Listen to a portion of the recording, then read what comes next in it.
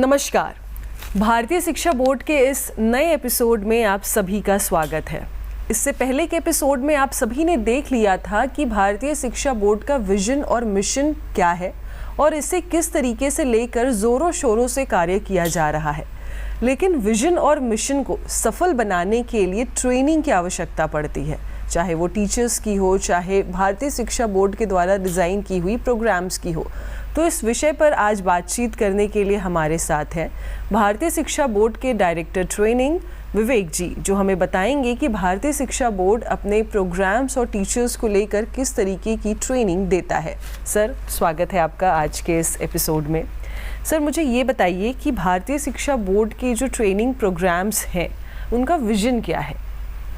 नमस्कार एकता जी, और पहले तो मैं धन्यवाद कहूँगा आपका कि आपने मुझे इस मौका दिया है कि मैं भारतीय शिक्षा बोर्ड के ट्रेनिंग विभाग के बारे में और उनके जो प्रोग्राम्स हैं उनके बारे में थोड़ा तसल्ली से बता सकूं। जी, हमारे ट्रेनिंग प्रोग्राम्स या ट्रेनिंग जो मॉड्यूल्स हैं हमारे, उनका जो विज़न भारतीय शिक्षा बोर्ड के विज़न से ही डिराइव होता है, उसी से हम उसको लेते हैं। तो मैं इसमें 2 मिनट लूँगा कि भारतीय शिक्षा बोर्ड के विज़न पे दोबारा जाना। बिल्कुल। बहुत सरल भाषा में अगर कहा जाए तो भारतीय शिक्षा बोर्ड ये प्रयास कर रहा है कि हम बच्चों को अपने मॉडर्न एजुकेशन या कंटेम्प्रेरी एजुकेशन दे पाएँ, बट उनको हमारा जो कल्चरल पर्सपेक्टिव है उसमें डीपली रूटेड हो। मतलब कि इसमें कोई कॉम्प्रोमाइज़ ना हो कि 21st सेंचुरी में जो उनको स्किल्स चाहिए। और ये भी थोड़ी विडंबना है कि हम 2025 में बैठे हैं और आज कहते हैं कि 21st सेंचुरी स्किल्स, मतलब 1/4 हिस्सा निकल चुका है। तो हम जिन छात्रों की बात कर रहे हैं, जिन टीचरों की बात कर रहे हैं, वो उन छात्रों की बात जो 2040 में काम करने निकलेंगे या 2035, तो समझिए जब आधी सदी बीत चुकी होगी। तो ये बोर्ड का बड़ा कॉन्शियस डिसीजन है कि क्या है, हम कंटेम्प्रेरी जो एडवांसमेंट हैं एजुकेशन के, उनमें कोई कॉम्प्रोमाइज़ ना करें, ठीक है। लेकिन हमारा ये भी बहुत मानना है कि जो हमारा कल्चर है, हमारा हेरिटेज है, ठीक है, वो हमें क्या देता है, इस नए युग में जो बैलेंस चाहिए और लीड करने के लिए जो वैल्यूज़ चाहिए वो देता है। तो इन दोनों का मिश्रण भारतीय शिक्षा बोर्ड इसके ऊपर काम कर रहा है। तो ट्रेनिंग बेसिकली इसी को आगे ले जाने, उसको धरातल पे कैसे लेके आना है, इसके ऊपर है। तो इसको मैं 2 भागों में बांटता हूँ। तो पहला कि हम अपने टीचर्स को एम्पावर करना चाहते हैं कि वो आज का जो स्टेटस क्यो है, जो मतलब वस्तुतः स्थिति बनी हुई है, उसको वो तोड़ सके, उसको इतनी शक्ति देना चाहते हैं।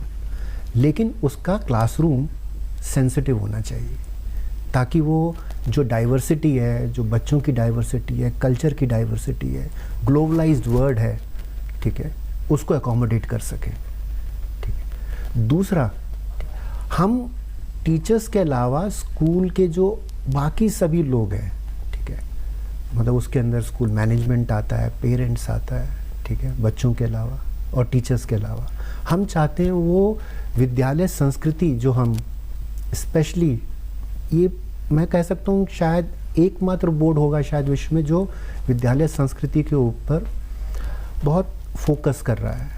क्योंकि हमारा मानना यह है कि यह विद्यालय संस्कृति एक्चुअली में बाकी जो प्रोसेसेस हैं उसको एक्सेलरेट करने में हेल्प करते हैं।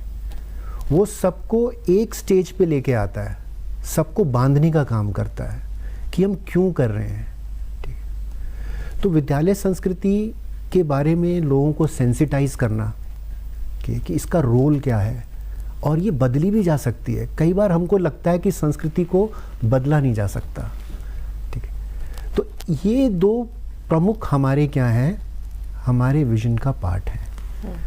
इसके अलावा मैं साथ ही में बताना चाहूँगा कि कुछ फोकस एरिया हैं, क्योंकि ट्रेनिंग स्कूल एक बहुत बड़ी संस्था होती है, ठीक है। आपके माध्यम से मैं लोगों तक ये कहना चाहूँगा कि सबसे कॉम्प्लेक्स ह्यूमन सिस्टम्स होते हैं स्कूल।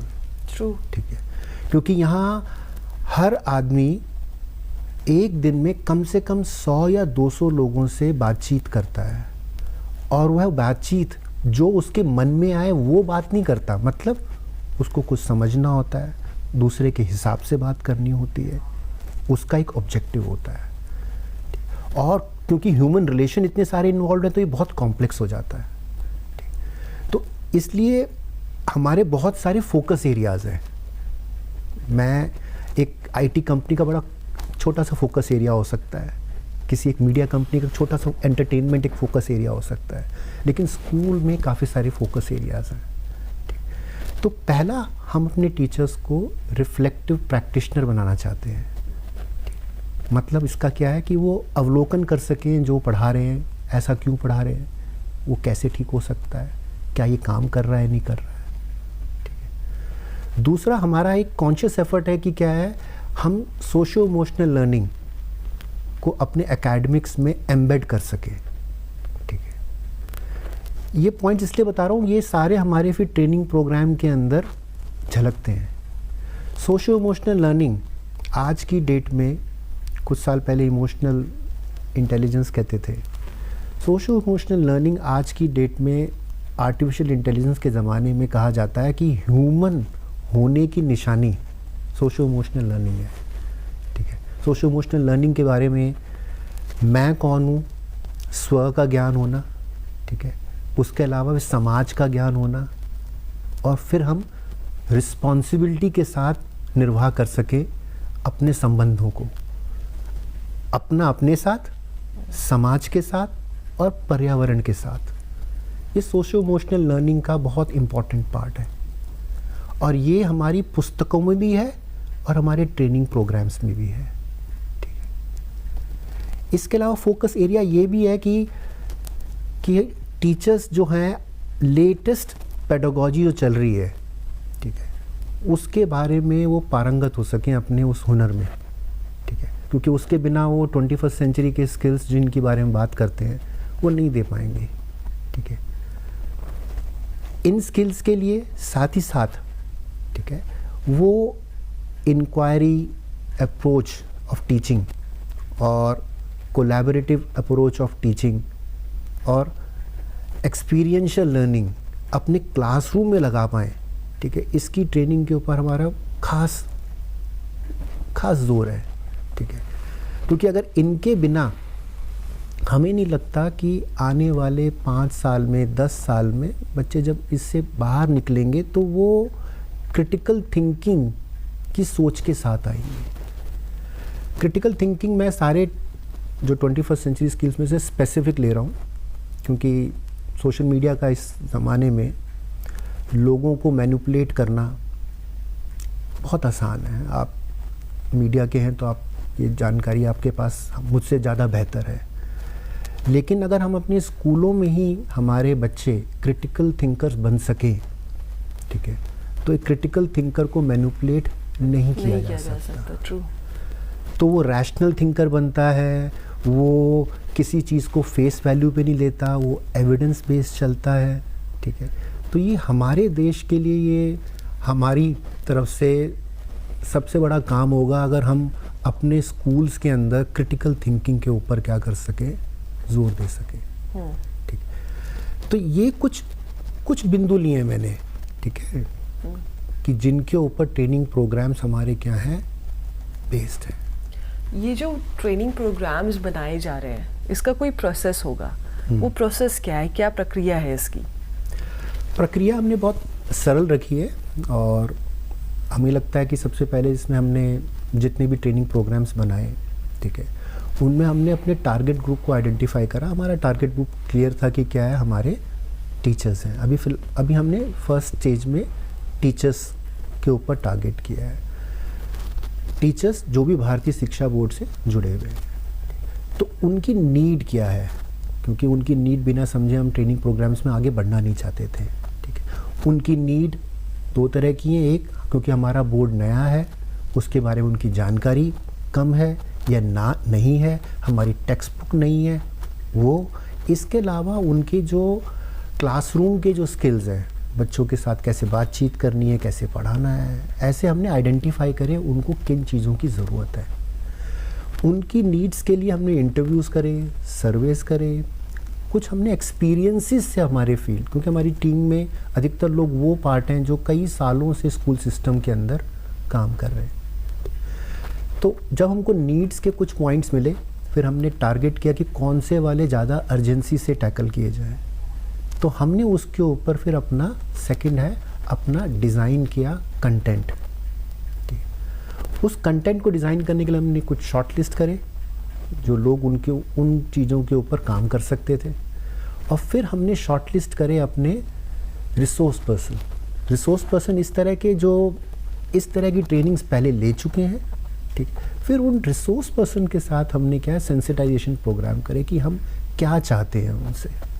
ठीक, एक बारी जब ये दो चीज़ें तय हुई तो रिसोर्स पर्सन ने उनके लिए एक डिलीवरी मैकेनिज्म बनाया कि वो सेशन किस तरह से करना चाहते हैं, क्या वो इंटरेक्टिव करना चाहते हैं, ऑनलाइन करना चाहते हैं, एक्टिविटी बेस्ड करना चाहते हैं। ठीक है, इसके बाद फिर जो हमने ये ट्रेनिंग प्रोग्राम्स के साथ अपना कुछ सेशंस करे, फिर हमने उनको मॉडिफाई किया उनके फीडबैक से। फीडबैक इसमें हमने टीचर्स से भी लिया जो पार्टिसिपेंट थे, जो हमारे रिसोर्स पर्सन थे उनसे भी लिया, उनको मिलाकर हमने फिर आगे वाली आने वाली ट्रेनिंग्स के लिए उनमें कुछ मॉडिफिकेशंस किए। तो ब्रॉडली मैंने मोटे तौर पे 3 बेसिक स्टेप्स को हमने फॉलो किया है। जो अन्य बोर्ड हैं, भारतीय शिक्षा बोर्ड के अलावा जो अन्य बोर्ड हैं, उनके ट्रेनिंग प्रोग्राम में और हमारे ट्रेनिंग प्रोग्राम में क्या अलग है? यानी कि भारतीय शिक्षा बोर्ड के ट्रेनिंग प्रोग्राम की विशिष्ट विशेषताएं क्या है? अच्छा, आप मतलब ये बहुत अच्छा प्रश्न भी है, मैं कहूँगा थोड़ा सा ट्रिकी भी है। हाँ। कि देखिए ट्रेनिंग प्रोग्राम्स सही कह रहे हैं, और भी बोर्ड हैं और भी ऑर्गेनाइजेशन सभी अपने करते हैं, लेकिन भारतीय शिक्षा बोर्ड जब हम क्योंकि इसकी विचारधारा, इसका विजन थोड़ा अलग है औरों से, तो हमको ट्रेनिंग प्रोग्राम भी इसके लिए हमने सोचा थोड़ा सा अलग होना चाहिए जो कि एग्जिस्टिंग मॉडल पे नहीं हो। तो इसमें हमारे 2 तरह के स्कूल हैं। पहले तो इसमें कई तरह के हिस्से हैं, इस प्रश्न में आपके कई तरह के हिस्से हैं।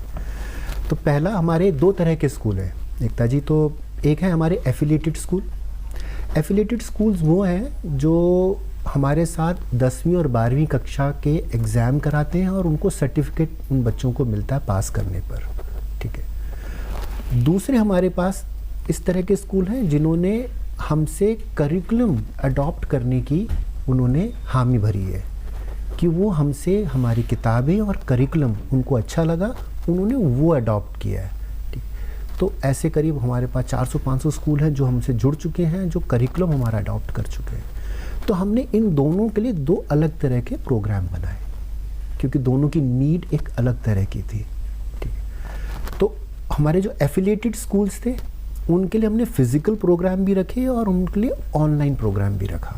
ठीक, फ़िज़िकल में फ़िज़िकल स्पेस में हम क्या है या का उनकी ऑन साइट स्कूल में ही ट्रेनिंग, या हमारे हेडक्वार्टर्स हरिद्वार में हमने ट्रेनिंग्स रखी। ठीक है, और अभी चल रही हैं वो, और भी होंगी आगे।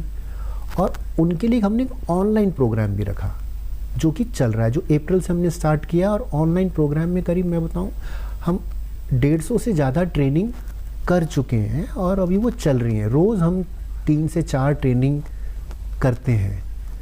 तो ऑनलाइन ट्रेनिंग का प्रोग्राम हमने एफिलिएटेड और एसोसिएटेड स्कूल के लिए सिमिलर रखा। ठीक है, ऑनलाइन ट्रेनिंग में हमारा काफ़ी विश्वास है कि जिस तरह की एक ये पैन नेशनल बोर्ड है, हमारी रीच हिंदुस्तान के हर कोने में होने वाली है। अभी उत्तर भारत, पूर्वी भारत और पश्चिमी भारत में हमारे काफ़ी स्कूल्स हो गए हैं। ठीक है, लेकिन जल्द ही हमें लगता है कि हम दक्षिण भारत में भी हमारी स्कूल्स ये कवर करेंगे। तो ऑनलाइन टेक्नोलॉजी को यूज़ करके हम चाहते थे कि उसको लेवरेज किया जाए। ठीक है, तो ऑनलाइन टेक्नोलॉजी को हमने कैसे, इसमें हमने यूनिक मॉडल निकाला है जो मैं कह सकता हूँ शायद हम इंडिया में पायनियर हैं, या बहुत कोई रेयर ही कर रहा होगा, लेकिन बहुत छोटे स्तर पे कर रहा होगा। इस मॉडल को कहा जाता है लो इंटेंसिटी, ठीक है, हाई फ्रीक्वेंसी मॉडल। ठीक है, या low dose high frequency model. तो उसको समझिए कि लो डोज का मतलब हम थोड़ा कराएंगे, हाई फ्रीक्वेंसी लेकिन मतलब हम बहुत कम अंतराल में मिलेंगे, ठीक है। तो नॉर्मली जो ट्रेनिंग्स होती हैं वो एक गुरिल्ला वॉरफेयर की तरह होती हैं, किसी दिन हो गई, 6 महीने बाद हो रही है, फिर साल भर के बाद हो रही है, अनलेस कोई एक स्कूल इसके बारे में कोई अपना क्या है इनिशिएटिव ले। लेकिन यहाँ बोर्ड ने हमने सोचा कि हम हर 15 दिन में करीब 1.5 घंटे का एक ऑनलाइन सेशन रखें, ताकि क्या है टीचर्स को उनकी कंसिस्टेंट और सस्टेन उनकी हैंड होल्डिंग हो सके, उनके पास एक मैकेनिज्म बने, उनके पास रास्ता बने कि वो फीडबैक दे सकें और रिसोर्स पर्सन उनसे क्या है वापस पूछ सके जी हमने 15 दिन पहले कुछ पढ़ाया था, आपने एक्सपेरिमेंट किया, कुछ आपको कोई उसमें क्वेरी है, किसी को कोई दिक्कत आई तो वो पूछ सकता है, ठीक। तो इस तरह का मॉडल, ठीक है, एक बड़े स्केल पे नॉर्मली हमने देखा नहीं है, ठीक है। तो अभी तक हमको इसके बहुत अच्छे रिटर्न्स मिले हैं और हमने देखा है कि कुछ ट्रेनिंग्स के बाद रिसोर्स पर्सन और टीचर्स में भी एक बॉन्ड बन गया है। तो वो भी उम्मीद करते हैं कि हाँ आज गीता जी आएंगी या जो भी रिसोर्स पर्सन आएंगे तो हम अपने प्रश्न पूछेंगे। रिसोर्स पर्सन को भी अब स्पेसिफिकली पता है कि ये उस विद्यालय के टीचर हैं, इनकी ये स्पेसिफिक इनकी ये वाले कंसर्न भी हैं, तो वो उनके लिए भी टिपिकल उनके सॉल्यूशंस भी कुछ सोच के आते हैं। तो उनके पास एक ज़रिया बन गया, नहीं तो उन टीचर्स के लिए पहले ज़रिए नहीं थे कि या उनको मेल लिख रहे हैं या किसी को फ़ोन पे पूछ रहे हैं, ठीक। तो हमने एक प्रोफेशनल लर्निंग कम्युनिटी का कंसेप्ट आता है जिसमें लोग मिलते हैं और अपने काम के संदर्भ में क्या है बातें करते हैं। तो ये ट्रेनिंग के साथ साथ एक PLC भी बनती जा रही है, जो हमारा ऑब्जेक्टिव ये है कि टीचर इसके अंदर सिर्फ एक तरफ से सुने नहीं, वो उसमें वापस उसमें कंट्रीब्यूट कर सके, ठीक। तो इसमें 2 वे कम्युनिकेशन हो सके। बिल्कुल। एक आखिरी सवाल आपसे, ये जो इस बड़े लेवल पे चीज़ें हो रही है जो बाकी बोर्ड से भारतीय शिक्षा बोर्ड को अलग बना रहा है, तो इसकी क्वालिटी चेकिंग भी होती है, यानी गुणवत्ता का ख्याल भी रखा जाना चाहिए, तो वो आप लोग कैसे करते हैं? ये अगेन मैं कहूँगा काफ़ी ट्रिकी है कि वैसे हमने कोशिश करी है कि ये सिस्टम जो हमारा पूरा ट्रेनिंग का है इसके अंदर हर लेवल पर क्या है फीडबैक का मैकेनिज्म रहे।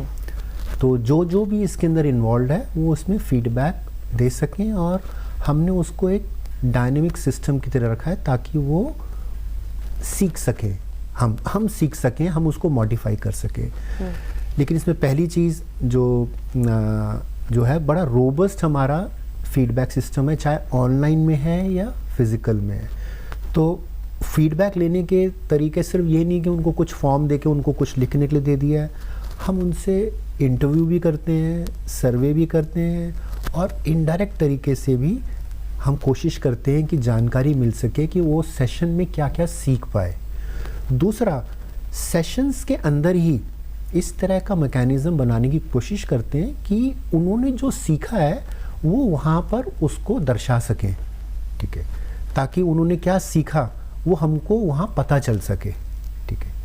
और ऑनलाइन जो हमारी ट्रेनिंग्स हैं, क्योंकि वो अगली बारी किस तरह के प्रश्न पूछते हैं उनसे हमको काफ़ी कुछ पता चल जाता है कि कितने प्रश्न टीचरों ने पूछे, ठीक है, पार्टिसिपेंट्स ने पूछे, कि ये किस क्वालिटी की तरफ चल रहा है, ठीक है। तो हमारे लिए प्रश्न पूछना ज़्यादा इम्पोर्टेंट है, ठीक है, बजाय इसके कि कोई एक जना बैठ के उसके सिर्फ उत्तर दे रहा है, क्योंकि हमें लगता है यही क्रिटिकल थिंकिंग हम अपने टीचर्स के थ्रू उनके क्लासरूम्स में पहुंचाना चाहते हैं। तो आई होप जितना भी हमने सुना या जितना दर्शकों ने सुना, इस बात से तो ये क्लियर हो जाता है कि भारतीय शिक्षा बोर्ड की जो ट्रेनिंग प्रोसेस है, ट्रेनिंग प्रोग्राम की जो पूरे स्ट्रक्चर बनाए गए हैं, आप लोगों ने जो भी बनाया है बहुत शानदार बनाया है और बहुत अच्छे तरीके से जितने टीचर्स हैं वो उसे ग्रैब कर पाएंगे ताकि आगे बच्चे उस दिशा में विकसित हो पाए। थैंक यू सो मच, आज आपने मुझे टाइम दिया और इस एपिसोड को टाइम दिया। तो देखा आपने कि किस तरीके से भारतीय शिक्षा बोर्ड में ट्रेनिंग प्रोग्राम्स को बनाया गया है। इसी तरीके से अगले एपिसोड में फिर आपसे मुलाकात होगी भारतीय शिक्षा बोर्ड से जुड़ी हुई कुछ अन्य जानकारी के साथ।